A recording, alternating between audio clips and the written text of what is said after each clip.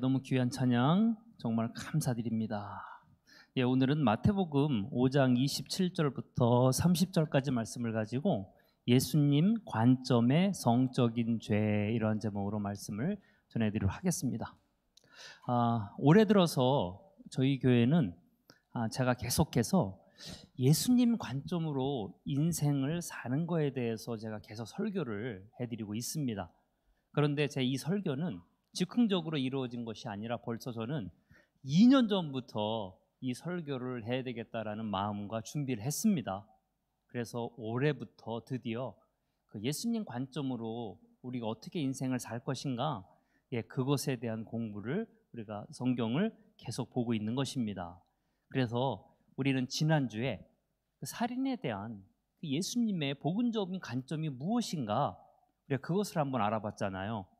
그래서 예수님께서 말씀하신 살인은 다른 사람의 생명을 훼손하는 육체적인 것뿐만 아니라 영혼을 훼손하는, 정신과 정서와 인격을 폭행하는 것도 살인이다, 이렇게 새로운 개념을 우리가 알게 되었습니다.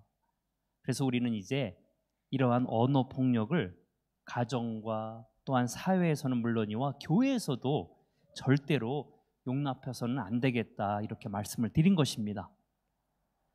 이제 오늘 우리가 새롭게 가져야 할 예수님의 인생의 관점은 바로 성적인 범죄인 간음에 대한 개념입니다. 과연 예수님께서는 이 문제를 우리에게 어떻게 말씀하셨고, 우리는 이것을 어떻게 적용하며 살아야 될 것인가, 오늘은 그것에 대해서 한번 알아보는 시간을 갖도록 하겠습니다. 그 구약 시대의 유대인 사회에서는 지옥에서 결코 돌아올 수 없는 세 종류의 사람이 있다, 이렇게 얘기를 했습니다. 물론 아무도 돌아올 수는 없지만 그래도 이제 비유적으로 얘기한다면 세 종류의 사람은 지옥에서 다시 돌아올 수 없다, 이제 이렇게 얘기했는데요.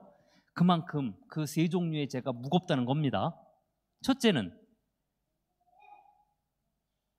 사람들 앞에서 다른 사람에게 수치감을 주는 거. 놀랍죠?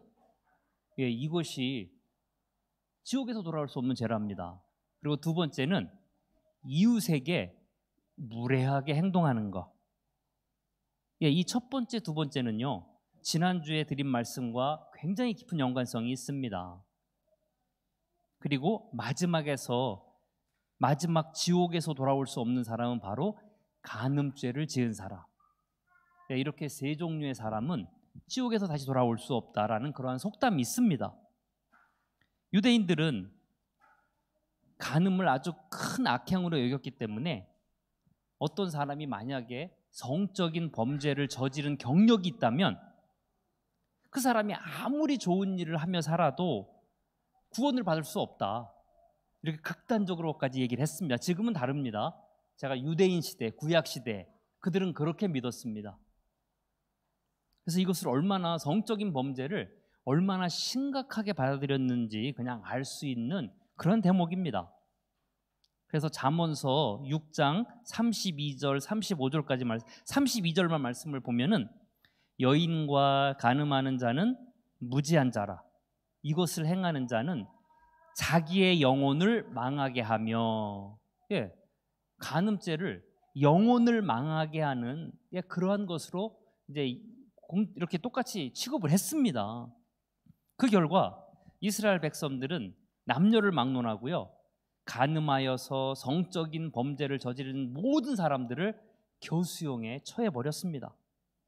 레위기 20장 10절 보실까요? 누구든지 남의 아내와 간음하는 자는, 곧 그의 이웃의 아내와 간음하는 자는 그 간부와 음부를 반드시 죽일지니라. 또한 신명기 22장 22절에 보면 어떤 남자가 유부녀와 동침한 것이 드러나거든 그 동침한 남자와 그 여자를 둘 다 죽여 이스라엘 중에 악을 제할지니라. 그렇다면 왜 남녀 모두 이렇게 처벌을 했을까요? 바로 간음은 남녀 모두 적극적으로 가담하여서 이루어진 것이기 때문에 어느 한 사람의 잘못이라고 볼 수 없다고 생각을 한 겁니다. 이것이 바로 구약 시대의 간음에 대한 생각입니다.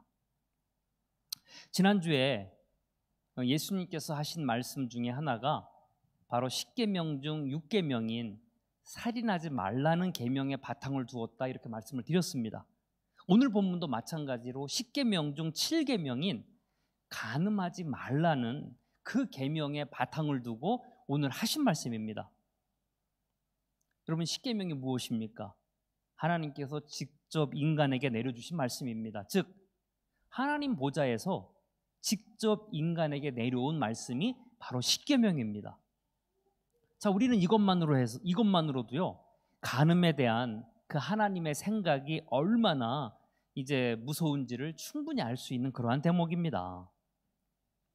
자, 그렇다면 왜 하나님은, 아니면 구약의 이스라엘 백성들은 이렇게 간음을 적극적으로 금지했을까요? 이렇게 무섭게 다뤘을까요?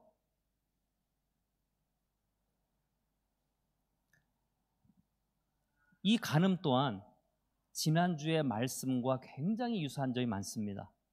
제가 지난주에 말씀드리기를 수치감과 모멸감을 주는 인격적이고 정신적인 언어 폭력 행위는 그 사람의 영혼을 죽이는 존재론적 살인 행위다, 이렇게 말씀을 드렸듯이요, 간음 역시 다른 사람의 생존을 위협하는 또 다른 살인 행위로 이렇게 인식을 했습니다. 여러분, 금방 이해가 안 가시죠? 어떻게 해서 이것이 또 다른 살인 행위지? 어떻게 이것이 다른 사람의 생명을 해하는 짓이지? 잘 이해가 가지 않을 것입니다. 이것을 이해하기 위해서는 우리는 구약 시대의 사회 구조를 어느 정도 파악하고 있어야 이 본문을 쉽게 이해할 수가 있습니다. 자, 우리 구약 시대로 돌아가 보겠습니다. 구약 시대를 흔히 고대 유대인의 사회다, 이렇게 표현을 합니다. 구약 시대의 고대 유대인 사회에서는 가정이라는 단순히 가족 구성원이 모여 사는 곳이 아닌 생존을 위한 필수적인 요건이 바로 가정이었습니다. 그 당시에는 식량을 비롯한 생존에 필요한 모든 물품들을 스스로 생산하고, 또한 짐승이나 타인의 공격의 위험으로부터 보호할 수 있는 것이 오직 가정뿐이었습니다. 만약에 우리가 사는 지금 이 시대도요, 우리가 모든 것을 자급자족해야 한다면 가족들이 가진 그 노동력의 가치가 얼마나 크겠습니까?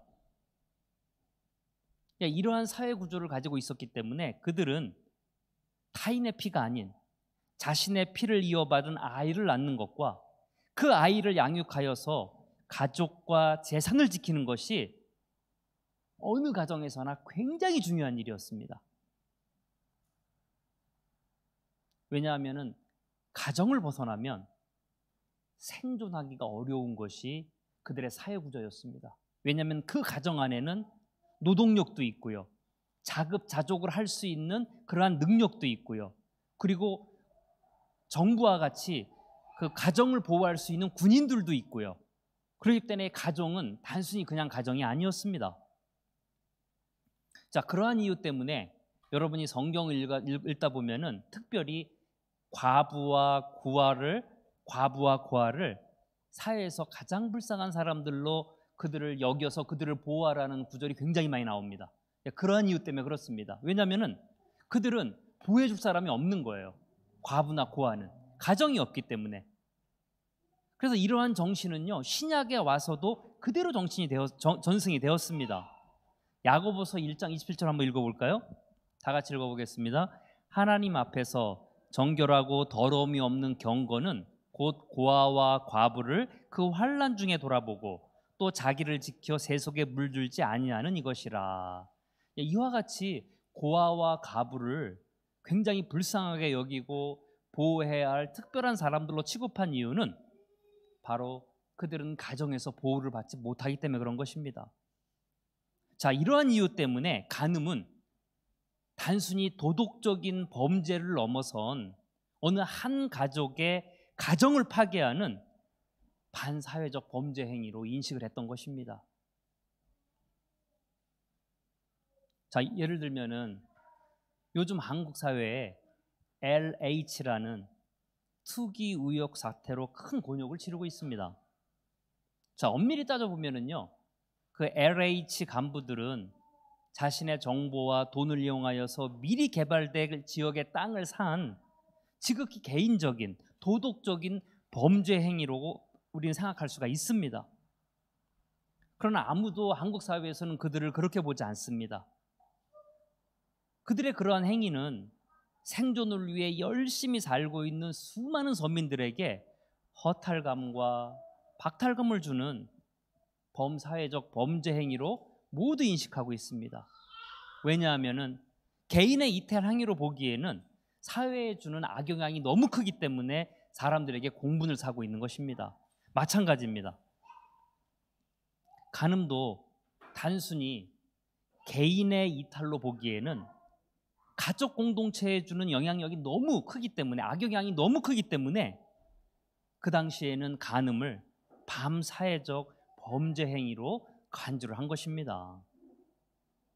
그리하여서 오늘 본문 27절에서 예수님께서 간음하지 말라 이렇게 한 말의 정확한 의미는요, 그냥 성적으로 순결해라, 그 의미보다 좀 더 적극적인 의미로서 이웃의 아내를, 이웃의 남편을 도둑질하지 말라, 이웃의 재산을 도둑질하지 말라, 바로 이러한 뜻이 함께 내포되어 있는 것입니다. 이웃의 아내와 이웃의 남편이란 존재는 단순히 한 사람이 아닌 가족 전체의 생계를 책임져야 할 대체 불가한 요소들이기 때문에 바로 그러한 간음하지 말라는 그러한 의미가 담겨져 있는 것입니다. 이러한 구약적인 개념이 깔려 있기 때문에 예수님께서는 가정을 파괴하는 간음죄를 지었을 경우에 오늘 성경에 나와 있는 것과 마찬가지로 오른 눈을 빼어버리라, 오른손을 찍어버리라, 온몸이 지옥불에 던져버리리라, 바로 이렇게 강도 높은 경고를 하고 있는 것입니다. 그런데 오늘 본문에 보니까요, 예수님의 이러한 경고는 여기에 멈추지 않았습니다. 한 걸음 더 나아가서 실제적인 부적절한 그러한 성관계뿐만 아니라 다른 여자, 다른 남자를 보고 음욕을 품는 것까지도 간음이다. 그래서 그 간음의 성적인 범죄의 그 범위를 더욱더 확대시켰습니다. 자, 제가 오늘 28절에 보면은 나는 너희에게 이르노니 음욕을 품고 여자를 보는 자마다 마음에 이미 간음하였느니라. 구약에서는 실제적인 성적 범죄만을 다루었다면 예수님은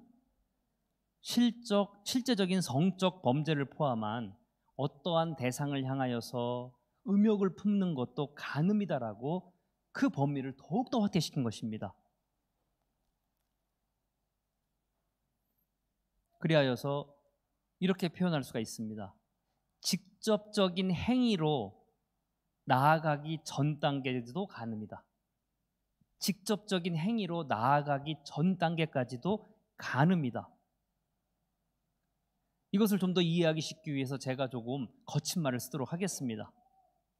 결혼 전에 남자가 여자에게, 그리고 여자가 남자에게 함께 동침하려고 하는 모든 수작들, 또한 결혼 중에 있지만 다른 이성과 잠자리를 하려고 주파를 던지고 추근대는 모든 행동들, 비록 아직 성관계를 가지진 않았지만 그에 관계된 모든 예비 동작까지도 간음이다. 이렇게 예수님께서 오늘 말씀해주고 있는 것입니다. 이것이 오늘 우리가 가져야 할 성적인 범죄에 대한 예수님의 새로운 관점입니다. 그리고 간음에 대한 예수님의 심판은 구약시대 때보다 더욱더 무서운 것이 사실입니다. 구약은 그냥 육체의 교수형을 처하는 것이 전부였지만 예수님은 뭐라 그랬습니까? 오늘 지옥불에 던져버리겠다. 바로 이렇게 말씀해주고 있는 것입니다. 자, 그러면 이 시점에서 여러분이 궁금한 것이 하나 있을 것입니다. 아니, 예수님은 왜 이렇게 간음의 의미를 더욱더 확대시킨 걸까? 분명히 구약에서는 그냥 성적인 관계 정도까지를 간음이라 그랬는데 왜 예수님은 간음의 의미를 더욱더 확대시키고 더욱더 디테일하게 말씀하는 것일까? 다시 한번 예수님께서 간음에 대해서 말씀한 것을 정리해드리면 직접적인 행위로 나아가기 전 단계까지도 간음이다. 이것이 오늘 예수님께서 하신 말씀입니다. 예, 그 해답을 오늘 제가 말씀드린 고린도전서 6장 19절, 20절에서 우리가 찾을 수가 있습니다. 다 같이 한번 읽어보겠습니다. 너희 몸은 너희가 하나님께로부터 받은 바 너희 가운데 계신 성령의 전인 줄을 알지 못하느냐? 너희는 너의 자신의 것이 아니라 값으로 산 것이 되었으니 그런즉 너희 몸으로 하나님께 영광을 돌리라. 아멘. 이것이 해답입니다.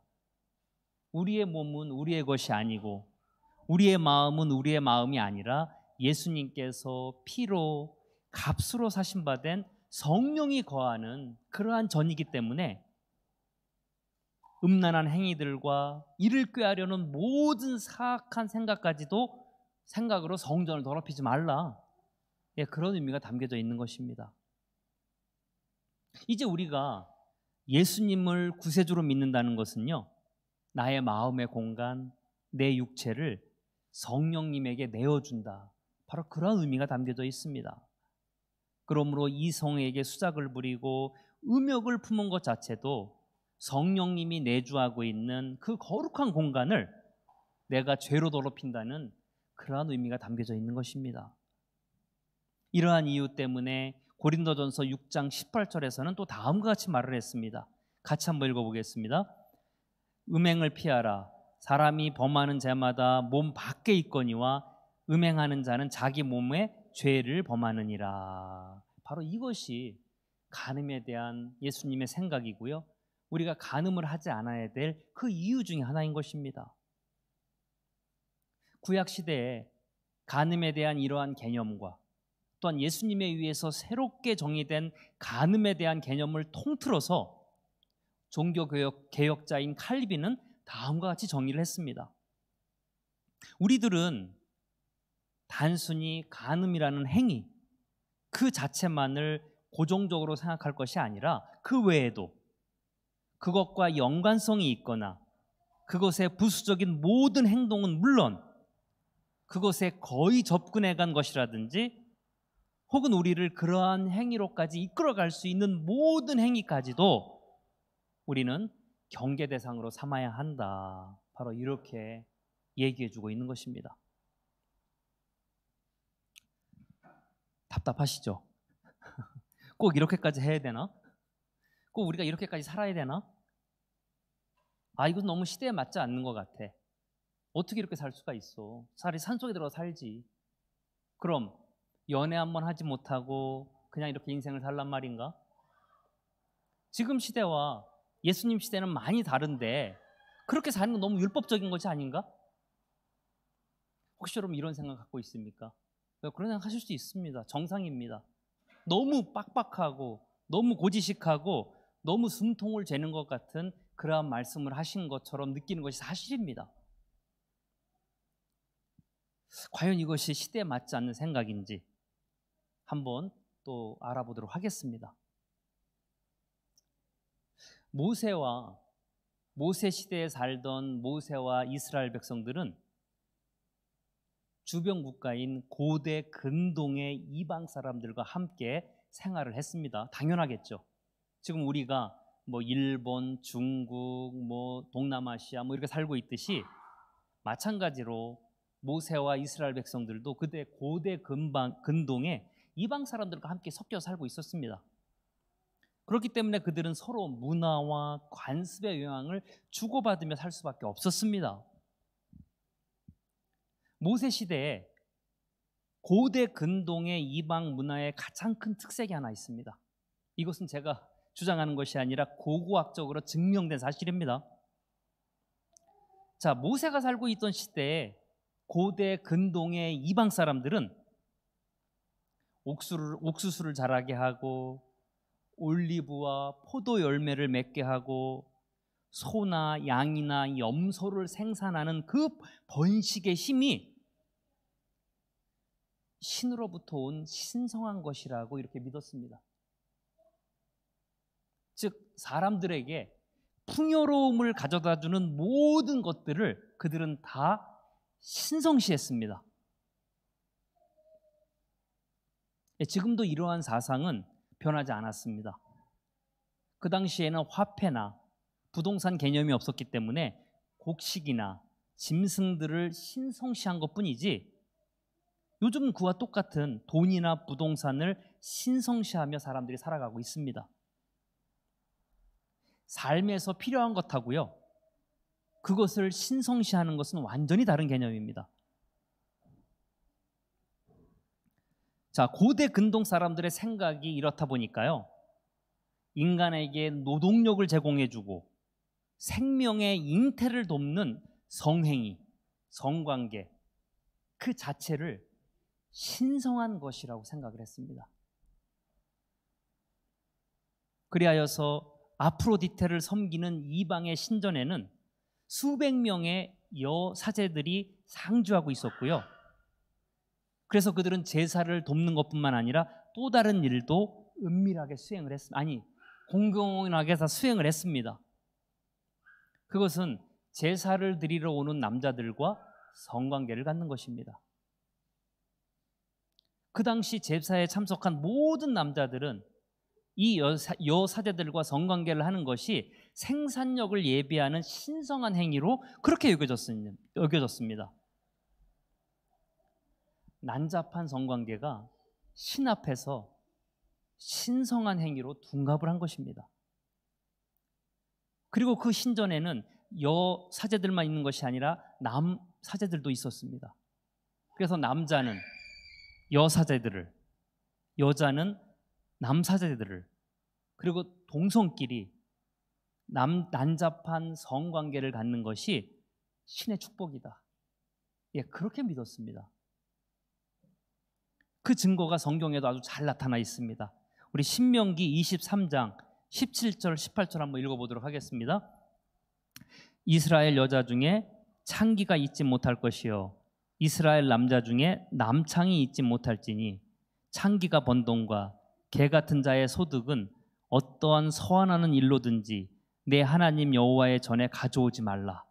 이 둘은 다 내 하나님 여호와께 가증한 것임이니라. 여러분, 이 구절을 통해서 우리가 알 수 있는 것은 무엇입니까? 그 당시 이스라엘 백성 중에서도요, 이방 문화의 영향을 받은 사람들이 굉장히 많이 있었다는 증거입니다. 그래서 창기 노릇을 하는 여자들도 있었고요, 남창 노릇을 하는 남자들도 있었습니다. 그래서 모세는 이것을 금지하는 법을 만들어서 발표를 한 것입니다.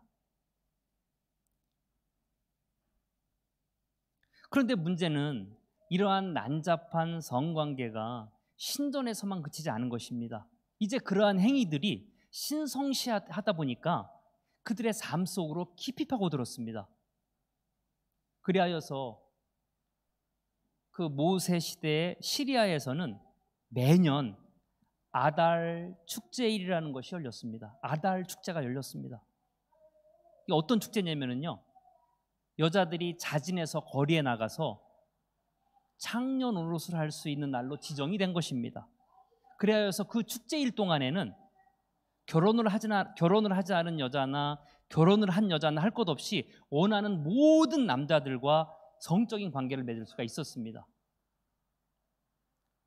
신성한 행위로 여겼기 때문에 그렇습니다. 예, 그런 의미로 본다면 현대인에게는 매일이 아달 축제일입니다. 또한 이집트에서는요, 그 당시 모세 시대 이집트에서는 결혼 정년기에 있는 모든 자녀들이 결혼하기 한 달 동안 신전에서 창녀 노릇을 하는 것이 신성한 의미였습니다.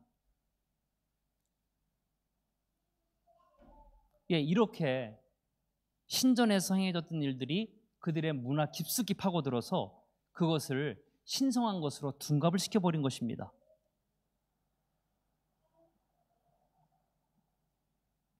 이 모든 악행들이 다 어디서 온 것입니까? 바로 다산과 풍요가 그들 삶의 신성한 가치, 최고의 가치로 여겨졌기 때문에 그렇습니다. 그리하여서 순교를 지키는 것이, 구별된 삶이, 선택된 삶이 아무 가치 없는 것으로 전락이 되고 만 것입니다. 자, 지금도 마찬가지입니다. 사회에서 일어나고 있는 나쁜 행위들, 불륜, 부동산 투기, 사기, 노동력 착취, 인권유린 등 이러한 행위를 저지르고 있는 사람들의 마음속에는 풍요로운 삶이 그들 삶의 최고의 가치로 자리 잡고 있기 때문에 그러한 행위를 하는 것입니다. 그러한 마음을 가지고 있기 때문에 그러한 행동을 할 수밖에 없는 것입니다. 이것은 그 어떠한 합리적인 논리로 변명을 해도요, 예수님의 마음, 예수님의 삶, 또한 예수님의 가치는 절대로 아닌 것입니다.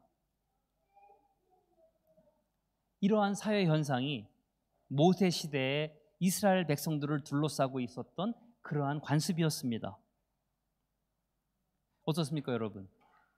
주변 환경이 다 이 모양인데 모세 시대의 이스라엘 백성들도 흔들리지 않았을까요? 우리도 풍요와 다산의 축복을 받기 위해서 그렇게 해야 되는 것이 아닌가?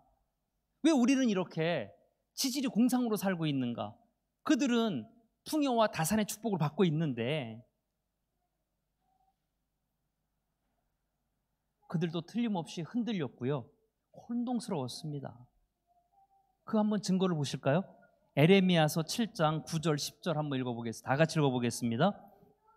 너희가 도둑질하며 살인하며 간음하며 거짓 맹세하며 바알에게 분향하며 너희가 알지 못하는 다른 신들을 따르면서 내 이름으로 일컬음을 받는 이 집에 들어와서 내 앞에 서서 말하기를 우리가 구원을 얻었나이다 하느냐. 여러분 놀랍지 않습니까? 여러분 이 말이요, 지금 에레미야 시대의 이스라엘 백성들에서 스스로 나온 말들입니다.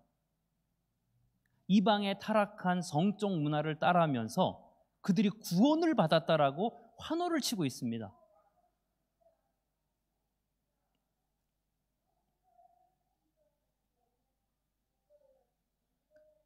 이것이 그들도 역시 연약하여서 이방의 문화를 받으며 살 수밖에 없었던 그 증거 중에 하나인 것입니다. 혹시 우리도 예수 믿지 않는 사람처럼 행동하면서 하나님께서 도와주셨다고 생각하고 있지 않습니까? 뭐 남들 다 그렇게 사는데 나만 뭐 그렇게 유별나게 살 필요가 있는가? 남들 다 로맨스를 즐기며 사는데 나도 그렇게 살면 안 되는가? 예, 그렇게 생각하고 사는 것은 여러분의 자유입니다. 그러나 이방 민족을 보고 따라하면서 나는 구원받았다 라고 스스로를 속이는 타락한 이스라엘 백성들과 다른 점이 하나도 없는 것입니다. 그러나 하나님께서는 분명히 모세를 통하여서 십계명을 주셨습니다. 그렇게 살지 말아라. 간음하지 말라. 너희는 이방의 백성들처럼 그렇게 살지 말고 구별된 삶을 살아라. 세상이 아무리 타락하여도 선택받은 하나님의 자녀들처럼 순결한 삶을 살아라. 바로 그것이 하나님께서 원하시는 구원받은 백성의 인생인 것입니다. 모세 시대에도 에레미야 시대에도 그리고 지금 이 시대에도요, 이방 민족의 타락한 문화를 따라하면서 나는 구원받았다, 나는 행복하다, 나는 인생이 잘 만난다, 나는 가슴이 설레인다, 그렇게 생각하며 사는 사람들이 얼마나 많이 있습니까? 그런 사람들을 향하여 예수님께서는 뭐라고 말씀하셨습니까? 오늘 29절 30절입니다. 만일 내 오른 눈이 너를 실족하게 하거든 빼어내버리라. 내 백체 중에 하나가 없어지고 온몸이 지옥에 던져지지 않는 것이 유익하며 또한 만일 내 오른손이 너로 실족하게 하거든 찍어내버리라. 내 백체 중에 하나가 없어지고 온몸이 지옥에 던져지지 않는 것이 유익하니라. 이제 우리는 예수님께서 말씀하신 성적인 범죄의 개념을 마음에 새겨야 되겠습니다. 그리하여서 성령이 거하는 거룩한 성전인 나의 몸, 나의 마음을 순결하게, 정결하게 유지를 해야 되겠습니다. 마지막으로 제가 오늘 예수님께서 말씀하신 성적인 범죄의 개념을 다시 한번 말씀드리면, 직접적인 행위로 나가기 전, 그 전 단계의 부수적인 생각이나 마음, 그리고 거의 접근해간 간접적인 행동까지도 가늠이다.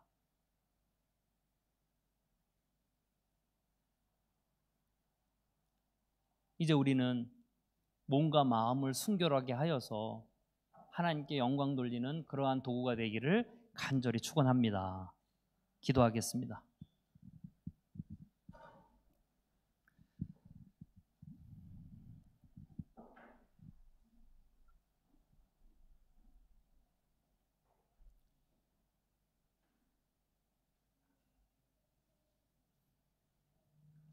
하나님, 모세 시대나 에레미야 시대나 지금 이 시대나 변한 것은 아무것도 없습니다. 모세 시대에도 성적인 타락이 범람을 하였고, 에레미야 시대에도 성적인 타락이 범람을 하였고, 그리고 지금 이 시대도 마찬가지입니다.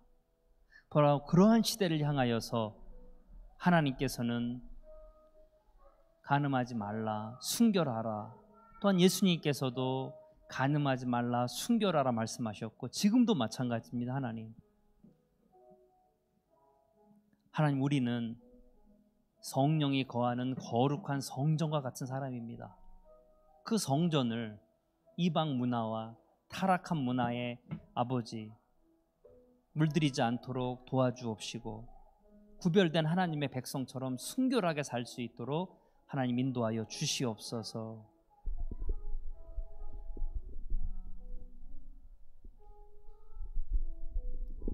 그리하여서 성령이 거하실 만한, 예수님이 동행할 만한, 하나님이 축복할 만한 그러한 인생을 살 수 있도록 도와주시옵소서. 하나님, 또한 아버지, 내 생각 안에, 내 마음 안에 이방 문화를 동조하고 받아들이고 적용하는 삶을 물리치게 하시고, 성경에 입각한, 말씀에 입각한, 복음에 입각한 그러한 삶으로 말미암아 구별된 인생을 살 수 있도록 저희들을 하나님 붙잡아 주시옵소서. 감사드리며 예수님 이름으로 기도드렸습니다. 아멘. 자, 우리 이 시간에는 특별히 오늘 이제 봉헌을 위한 우리 조윤성 전사님의 특별 연주가 있도록 하겠습니다. 연주 후에 우리 김용란 권사님 나오셔서 기도해 주시겠습니다.